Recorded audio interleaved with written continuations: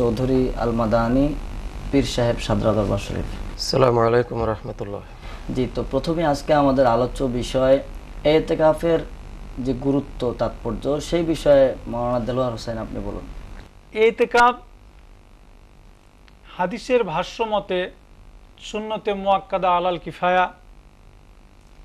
ইতিকাফ রাসূল সাল্লাল্লাহু আলাইহি ওয়াসাল্লাম করেছেন এবং সাহাবায়ে কেরাম রাদিয়াল্লাহু তাআলা আনহুম আজমাইনগণ করেছেন।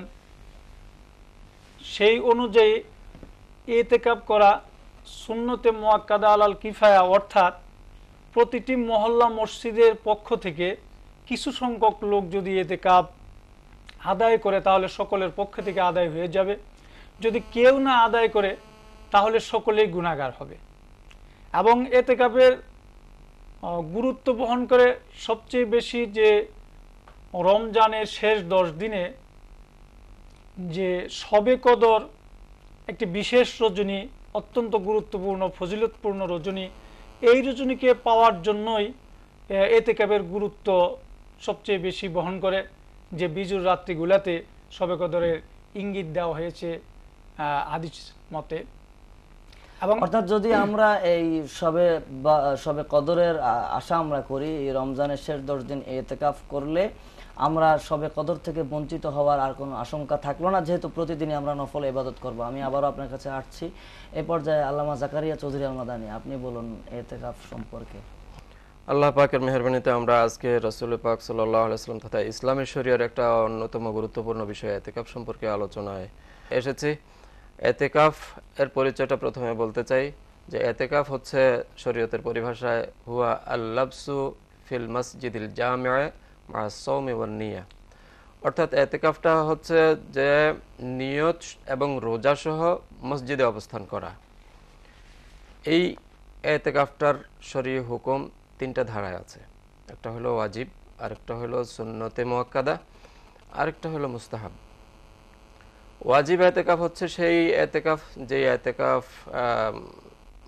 নির্দিষ্ট কোনো মান্যতের প্রেক্ষিতে করা হয়, যে আমার এই কাজটা হলে আল্লাহ পাক যদি আমার এই ব্যবস্থাটা করে দেন তাহলে আমি ইতিকাফ করব। অর্থাৎ যে কোনো একটা নিয়তের উপরে ভিত্তি করে যে মানত করা হয় যেটা, হ্যাঁ, সেই ইতিকাফটা পালন করা ওয়াজিব শরীয়তের বিধানে। আর সুন্নতে মুআক্কাদা দ্বিতীয় পর্যায়ের ইতিকাফ, যেটা হলো যে মাহে রমাদানের শেষ দশে। হাদিস শরীফে এসেছে যে কানা রাসূলুল্লাহ সাল্লাল্লাহু আলাইহি ওয়াসাল্লাম, হযরত আয়েশা সিদ্দিকা রাদিয়াল্লাহু তাআলা আনহা থেকে একখানা হাদিস বর্ণিত যে আন আয়েশাতা সাইয়্যিদাত আয়েশা রাদিয়াল্লাহু তাআলা আনহা জাওজুন নবী সাল্লাল্লাহু আলাইহি ওয়াসাল্লাম আন্না নবী সাল্লাল্লাহু আলাইহি ওয়াসাল্লাম কানা ইয়াতাকিফুল আশরিল আওয়াখির মিন রমাদান হাত্তা তাওয়াফাহু সুম্মা ইতাকাফা আজওয়াজুহু মিন বাদিহি। অর্থাৎ এখানে হাদিস শরীফের আয়েশা রাদিয়াল্লাহু তাআলা আনহা থেকে বর্ণিত হয়েছে যে রাসূল পাক সাল্লাল্লাহু আলাইহি ওয়াসাল্লাম অনবরত, অর্থাৎ প্রতি বছরই তিনি মাহে রমাদানের শেষ 10-এ ইতিকাফ করতেন। এভাবে প্রতি বছরই তিনি ইতিকাফ করতেন যতক্ষণ পর্যন্ত তিনি দুনিয়ার হায়াতে ছিলেন। অর্থাৎ কোনো বছরই তিনি ইতিকাফ থেকে বিরত কখনোই ছিলেন না। এরপরে রাসূল পাক সাল্লাল্লাহু আলাইহি ওয়াসাল্লামের ওফাত হয়ে গেল, সেটা শরীয়তের জন্য বিধান হয়ে গেল। তো এর সাথে আরেকটা বিষয় এখানে ক্লিয়ার আছে হাদিস শরীফে, সুম্মা ইতাকাফা বাদাহু আজওয়াজুহু বাদাহু।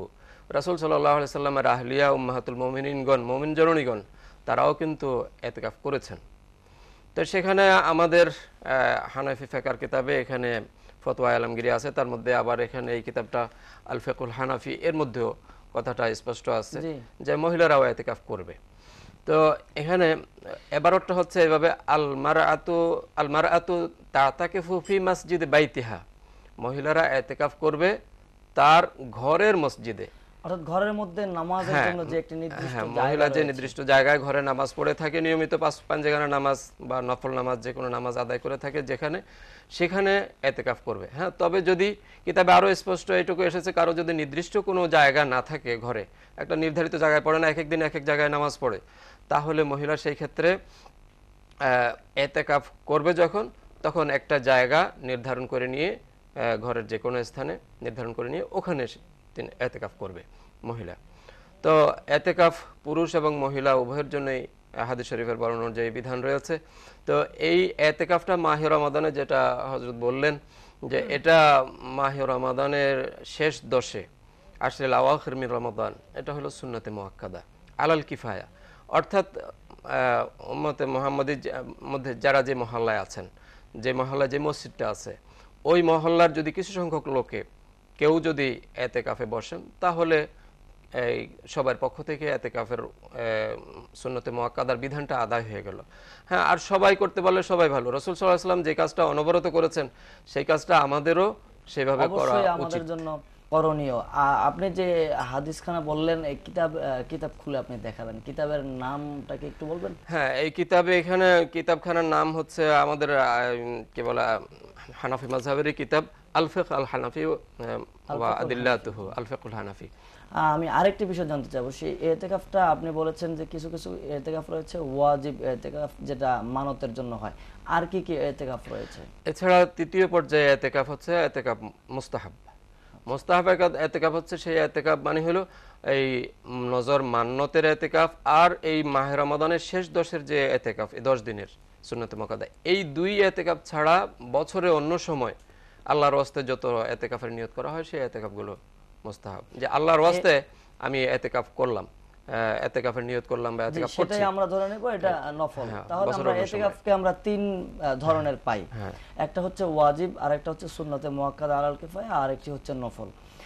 এখানে এতেকাফ যে আমরা আদায় করতে হবে তা তো অবশ্যই মসজিদে। তো সেক্ষেত্রে কি কোনো শর্ত শরায়াত রয়েছে? কিতাবে 4টা শর্তের কথা আছে। তার মধ্যে প্রথম শর্ত হলো নিয়ত। এতেকাফের মধ্যে নিয়ত শর্ত, প্রথম শর্ত, নিয়ত ছাড়া এতেকাফ হবে না। দ্বিতীয়ত এই এতেকাফ করতে হবে মসজিদে, যেটা ওই যে সংজ্ঞার মধ্যে বা পরিচয়ের মধ্যে বলা হয়েছে মসজিদের মধ্যে করবে, সেটাও একটা শর্তের আওতায়।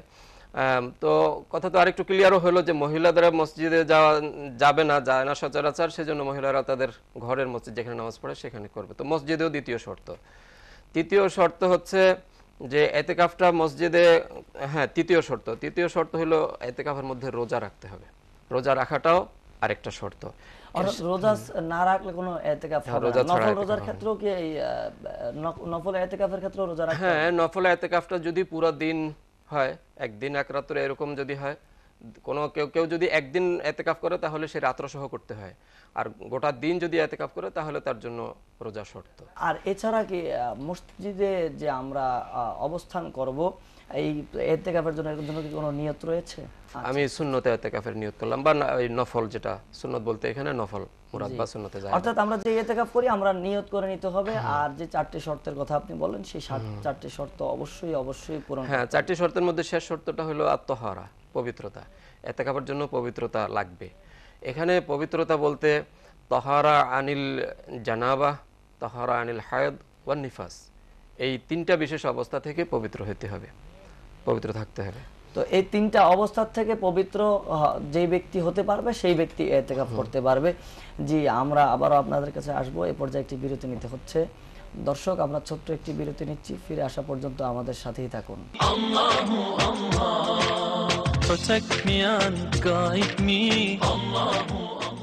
এই গরমে হিট স্ট্রোকের ঝুঁকি কমাতে ইফতার ও সাহরিতে পান করুন রুহ আফজা।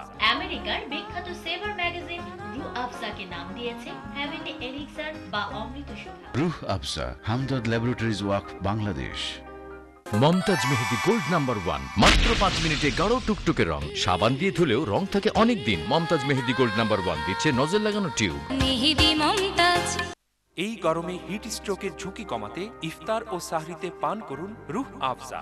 আমেরিকার বিখ্যাত সেভার ম্যাগাজিন রুহ আফজাকে নাম দিয়েছে হেভেনলি এলিক্সার বা অমৃত সুধা। রুহ আফজা, হামদর্দ ল্যাবরেটরিজ ওয়াক, বাংলাদেশ। আজকালের ছেলেরা আমার নাতি, দেখেন একটুতেই ক্লান্ত হয়ে পড়ে। হামদর্দের নাম তো শুনেছেন।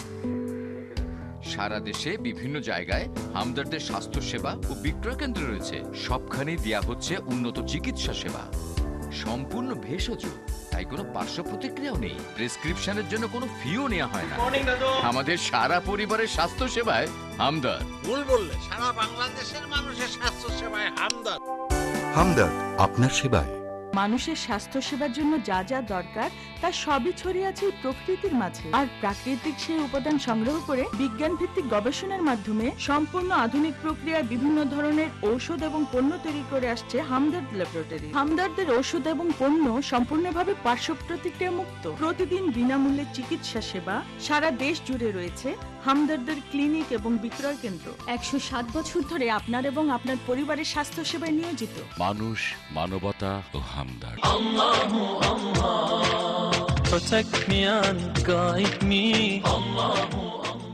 দর্শক, আমরা আবারও ফিরে এলাম। জি, আল্লামা জাকারিয়া আল মাদানী, আপনি বলছিলেন যে ইতিকাফের 4টি শর্তের কথা আমরা জানলাম। এরপরে ইতিকাফের আর কি বিশেষ বিষয় রয়েছে? 4টি শর্তের মধ্যে আবার একটা গুরুত্বপূর্ণ বিষয় আছে, যে পবিত্রতার বিষয়ে একটা কোরআন শরীফের আয়াতে এসেছে, আল্লাহ পাকের বাণী, লা তুবাশিরুহুন্না ওয়া আনতুম আকিফুনা ফিল মাসাজিদ। অর্থাৎ মসজিদে ইতিকাফরত অবস্থায় মুবাশারাত করা যাবে না, স্বামী স্ত্রীর দূরত্ব বজায় রাখবে। তো এটাও একটা সেই সাথে গুরুত্বপূর্ণ বিষয়। এর সাথে আল ফিকহুল হানাফি থেকে যে হাদিসখানা বর্ণনা করেছিলাম, ওই হাদিসখানা বুখারী শরীফের প্রথম খণ্ডে 59 পৃষ্ঠায় আছে। এছাড়া আরও বহু হাদিসের কিতাবে ইতিকাফের রাসূল পাক সাল্লাল্লাহু আলাইহি ওয়াসাল্লামের শেষ 10-এর এই ইতিকাফ মাহে রমাদানের হাদিস উল্লেখ আছে। তো এখানে ইতিকাফের গুরুত্ব সম্পর্কে আরেকটা বিষয় না বললেই নয়, যে ইতিকাফ হচ্ছে এমন একটা বিষয় যে কোনো ফকির, মিসকিন, মুখাফিক্ষি, কোনো এই ধনাঢ্য ব্যক্তি অথবা যার কাছে কিছু পাওয়ার মতো আছে, তার কাছে গিয়ে এমনভাবে গিয়ে ধর্ণা দেওয়া যে আমি যার জন্য এসেছি, যতক্ষণ পর্যন্ত আমাকে দেওয়া না হবে ততক্ষণ পর্যন্ত আমি এখান থেকে যাব না, এইভাবে পণ করে একেবারে বসে পড়া। ঠিক এইভাবে ইতিকাফে বসে পড়লেই, যেটা হযরত আতা বিন আবি রিবাহ থেকে বর্ণিত আছে, উনি এইভাবে উদাহরণ দিয়েছেন। ইতিকাফের উদাহরণটা এরকম। তো সেরকম একটা উদাহরণ সাহাবায়ে কেরামের জীবনেও পাওয়া যায়, যে হযরত আবী লুবাবা রাদিয়াল্লাহু তাআলা আনহু কোনো একটা কারণে তিনি মসজিদে নববীতে গিয়ে যে একটা খুঁটি আছে, বিশেষ খুঁটি, ওস্তনায়ে আবী লুবাবা, ওনার নামই নাম করা সেই খুঁটিটার, উনি ওই খুঁটির সাথে নিজেকে একেবারে বন্দী করে ফেলেন, বেঁধে ফেলেন মজবুতভাবে, এবং পণ করলেন, বললেন, ঘোষণা দিলেন, যতক্ষণ পর্যন্ত আমাকে আল্লাহর তরফ থেকে মাগফিরাতের ঘোষণা না আসবে অথবা রাসূল সাল্লাল্লাহু আলাইহি ওয়াসাল্লাম আমাকে এখান থেকে না খুলবেন, ততক্ষণ পর্যন্ত আমি এখান থেকে সরছি না। এভাবে মজবুতির সাথে আল্লাহ পাক এবং তার প্রিয় হাবিবের দরবারে ধর্ণা দিলেন, নিজেকে ওখানে বন্দী করে দিলেন। অর্থাৎ আল্লাহর কাছে ক্ষমা পাওয়ার জন্য আল্লাহ রসুলের দরবারে গিয়ে নিজেকে আত্মসমর্পণ করলেন। হ্যাঁ, ঠিক আছে। এভাবেই ইতিকাফকারীরা যদি মসজিদে গিয়ে মাহে রমাদানের শেষ 10-এ অথবা বছরের যে কোনো সময় মুস্তাহাব নফল ইতিকাফ করেন, আর এভাবে নিয়ত করে বসে পড়েন, যতক্ষণ পর্যন্ত আল্লাহ পাক আমাকে মাফ না করবেন, তার নিকটতা এনায়েত না করবেন, ততক্ষণ পর্যন্ত আমি সরছি না। এইভাবে খালেস নিয়তে ইতিকাফে বসে গেলে মসজিদে, তাহলে ইনশাআল্লাহ আল্লাহর দরবার থেকে আমরা ক্ষমা পাওয়ার আশা করব। জি, আজকে আমাদের আরেকটি আলোচ্য বিষয় রয়েছে। আজকের এই বিশেষ দিনটিতে হযরত সাইয়্যিদানা আলী কারামাল্লাহু ওয়াজহু রাদিয়াল্লাহু আনহুর শাহাদাত বার্ষিকী। তো হযরত আলী কারামাল্লাহু ওয়াজহু সম্পর্কে মাওলানা দেলোয়ার হোসেন আপনি বলুন।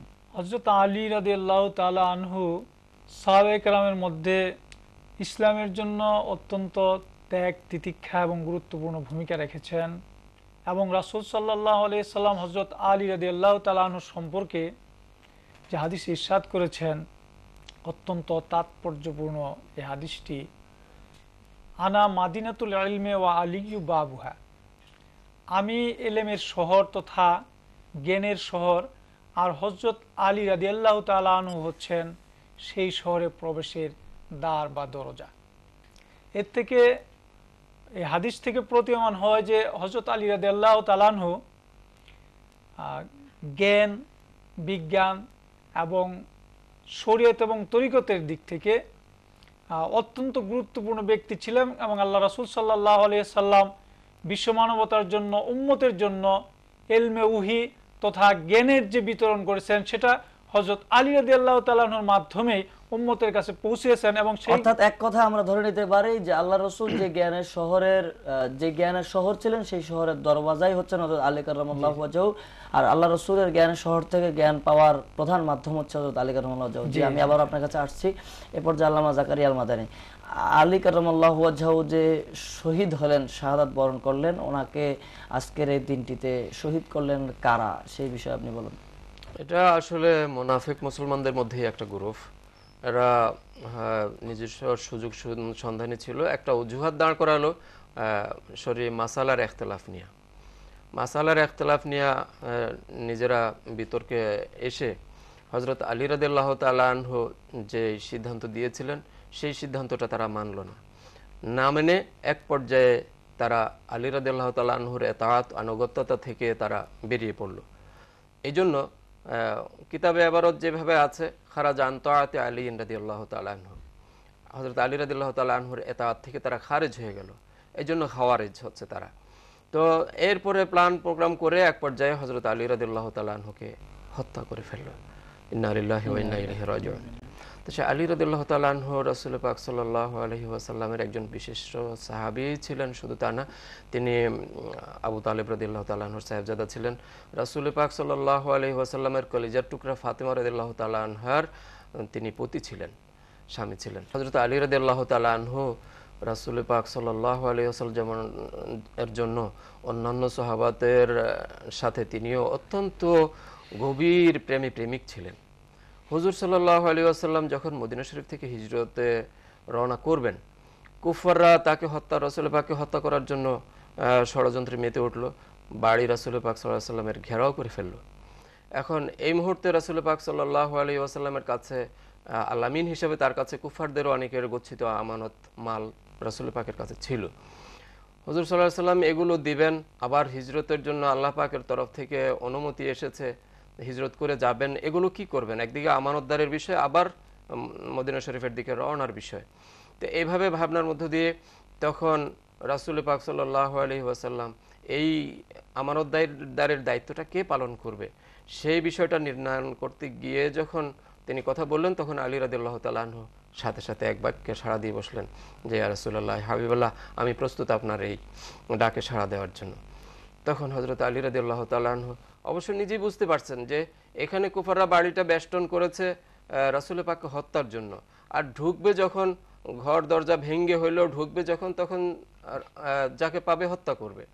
রাসূল পাককে হত্যা করার জন্য আলী রাদিয়াল্লাহু তাআলা আনহু তো রাসূল পাক সাল্লাল্লাহু আলাইহি ওয়াসাল্লাম ওনার চাদরটা আলী রাদিয়াল্লাহু তাআলা আনহুর কাছে দিলেন। আলী রাদিয়াল্লাহু তাআলা আনহু রাসূল পাকের চাদর মোবারক গায়ে দিয়ে শুয়ে পড়লেন। এখন রাসূল পাকের চাদর গায়ে দেওয়া যে লোক, সেই লোক তো তারা বুঝবে এই রাসূল। তো এই অবস্থায় তো হত্যা করাটা স্বাভাবিক বিষয়। এই মৃত্যুর মুখে নিজের জন্য জান দেওয়ার জন্য প্রস্তুত হয়ে গেলেন হযরত আলী রাদিয়াল্লাহু তাআলা আনহু। অর্থাৎ জীবনের অন্তিম মুহূর্তেও যখন আল্লাহ রাসূল হিজরত করতেছেন, নিজের জীবনের থেকে বেশি শ্রদ্ধা, ভালোবাসা, ঈমান নিয়ে নিজের জীবনকে বিলীন করে দেওয়ার জন্য, কোরবানি করে দেওয়ার জন্য আল্লাহ রাসূলের কদমে তিনি প্রস্তুত ছিলেন। জি, আমাদের আজকে যেহেতু সময় সংক্ষেপ, সেজন্য আর সামনে যেতে পারছি না, যেহেতু প্রশ্ন উত্তর পর্বে আমরা চলে যেতে হচ্ছে এখন। আমাদের এক দর্শক আলী হোসাইন, আপনি জানতে চেয়েছেন জানাজার নামাজ জুতা পরে পড়া যাবে কিনা। জি, আল্লামা জাকারিয়া মাদানী, আপনি বলুন যে জানাজার নামাজ কি জুতা পায়ে দিয়ে পড়া যাবে? হ্যাঁ, জানাজার নামাজ পড়া আসলে জুতা পায়ে দিয়ে পড়া, জুতা পায়ে দিয়ে পড়াটার আদায় করাটার বিষয় হচ্ছে, জুতা তো একটা পোশাকের, বিভিন্ন ধরনের পোশাকের মধ্যে জুতাটাও আমাদের একটা পোশাক। এই পোশাকটা আসলে পবিত্র কি অপবিত্র এটা হলো দেখার বিষয়। সচরাচর জানাজার নামাজটা আমরা মাঠে আদায় করে থাকি। তো মাঠ পবিত্র থাকে, স্বাভাবিক এটাই, কিন্তু মাঝে মধ্যে গরু ছাগল ইত্যাদির আসা যাওয়ার মধ্যে অপবিত্র হতেও পারে। আমি একটা জানাজায় গেছিলাম, দেখেছিলাম মাঠে জায়গায় জায়গায় এই যে গোবর ইত্যাদি পড়ে আছে, ময়লা। তো ওই মাঠের মধ্যে জানাজা আদায় করা হয়েছিল। তো অনেকেই কিন্তু জুতা পায়ে দিয়ে নামাজ পড়তে নিষেধ করেন, পাও খুলে জমিনে দাঁড়াতে বলেন। কথা ঠিক আছে, পাও খুলে জমিনে দাঁড়ানো এটা স্বাভাবিক নিয়ম এভাবেই, কিন্তু যদি জায়গাটা অপবিত্র হয় আর নিজের নিশ্চয়তা থাকে যে না আমার জুতা পবিত্র, তাহলে জুতা পায়ে দিয়ে জুতার জমিনটা অপবিত্র এখানে সন্দেহ দেখা যাচ্ছে। সুতরাং জুতা পায়ে রেখে অথবা জুতা খুলে জুতা রেখে জুতার উপরে দাঁড়িয়ে, অর্থাৎ আমি ধরে নিতে পারি তাহলে আপনার কথা থেকে যে যদি জমিনটা পবিত্র হয় তাহলে জুতা খুলে নেওয়াটাই উত্তম, আর যদি জমিনটা পবিত্র না হয়, জুতা পবিত্র হয়, সেক্ষেত্রে জুতা পায়ে রাখেই নামাজটা আদায় করতে হবে। জি, আমাদের দর্শক আরেকটি প্রশ্ন করেছেন ফরিদপুর থেকে হাসান, আপনি জানতে চেয়েছেন অসুস্থতার কারণে রোজা রাখতে না পারলে কিভাবে আদায় করতে হবে। জি, আপনি বলুন। হ্যাঁ, অসুস্থতার কারণে রোজা না রাখতে পারলে সেখানে ফামান, কোরআন শরীফের আয়াত, আল্লাহ পাক ইরশাদ করছেন ফামান কানা মিনকুম মারিদান আও আলা সাফারিন ফাইদ্দাতুন মিন আইয়ামিন উখর, যারা অসুস্থতার কারণে রোজা রাখতে পারছে না, অপারগ, ডাক্তারি চিকিৎসা পরীক্ষা নিরীক্ষার মাধ্যমে এটা প্রমাণ হলো, এই অপারগ ব্যক্তির জন্য আল্লাহ পাকের বাণী ঘোষণা হচ্ছে ফাইদ্দাতুন মিন আইয়ামিন উখর, সে অন্য দিনে রোজা রাখবে। অর্থাৎ রমজান মাস শেষে সুস্থ হওয়ার পরে তারপরে কয়টা রোজা রাখতে হবে? একটি রোজার পরিবর্তে হ্যাঁ, এখানে একটির বদলে একটিই, দুই শ্রেণীর মানুষের কথা বলা হয়েছে। আমরা আপনার কথা থেকে এটা বুঝতে পারলাম। আমি দর্শকদের পক্ষে আপনার কাছে আরেকটি প্রশ্ন করব এই সংক্রান্তই, যে একজন লোক অসুস্থ হয়ে যাওয়ার পরে সে রোজা রাখতে পারলো না, ব্যর্থ হয়ে যাওয়ার পরে এক পর্যায়ে সে আর সুস্থ হলো না, সে ওই অবস্থায় মারা গেল, তখন তার জন্য হুকুম কি হবে? এখানে অবস্থাটা হলো যে মারা যাবে সে কথাটা তো আর আগে বোঝা যাবে না, পরে হয়তো যখন মারা গেল এরকম ঘটে তো অনেক, রোজা রাখলো না, রাখতে পারলো না রমজানে, এখন তার সে তো অপেক্ষা করবে সুস্থ হবে পরে রাখবে। আর যদি অবস্থা এমন হয় যে না পরে সুস্থ হওয়ার সম্ভাবনা নেই, তাহলে অথবা পরে মারাই গেল, সেই ক্ষেত্রে শরীয়তের বিধান আছে যে এই সেখানে সদকা দেওয়ার জন্য, কাফারা দেওয়ার জন্য বিধান রয়েছে, এই নিসফে সা। আর এইটা হলো এক বর্ণনায়, অন্য বর্ণনায় হলো যে একজন রোজাদারকে মধ্যম পন্থায় খাওয়াতে যে পরিমাণ খরচ লাগে ওই পরিমাণের খরচ দিয়ে দিবে, অথবা একজন রোজাদারকে খাওয়াবে। একটি রোজার জন্য একজন রোজাদারকে খাওয়াতে হবে। এটা কি শুধু যে কোনো এক বেলা না, সেহরি ইফতার উভয়টাতেই?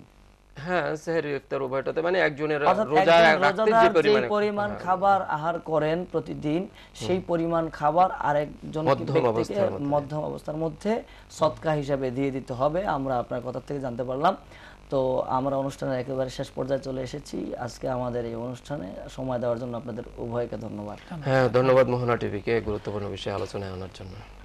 জি দর্শক, আমরা অনুষ্ঠানের একেবারে শেষ পর্যায়ে চলে এসেছি। যাওয়ার আগে জানিয়ে দিচ্ছি, আমাদের কাছে প্রশ্ন পাঠাতে আপনি যে কোনো মোবাইল থেকে মেসেজ অপশনে গিয়ে টাইপ করুন MPO, একটি স্পেস দিয়ে আপনার প্রশ্নটি টাইপ করুন, আরেকটি স্পেস দিয়ে আপনার নাম টাইপ করুন, এরপরে সেন্ড করে দিন 6969 নাম্বারে।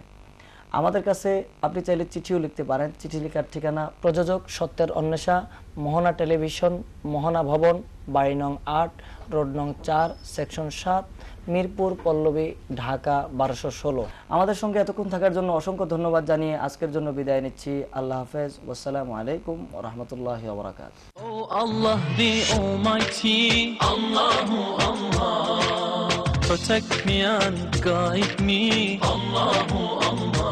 Oh, to your love and mercy, Allahu Allah. Ya Allah, don't deprive me, Allahu Allah. Protect me and guide me, Allahu Allah. Oh, to your love and mercy, Allah.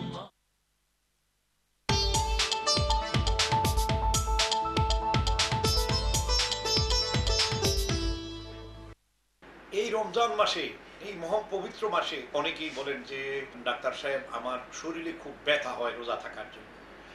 যাদের শরীর ব্যথা আছে, শরীরে হাঁটুতে ব্যথা আছে, মাজায় ব্যথা আছে, যাদের শরীরে হাতে পায়ে একটু পানি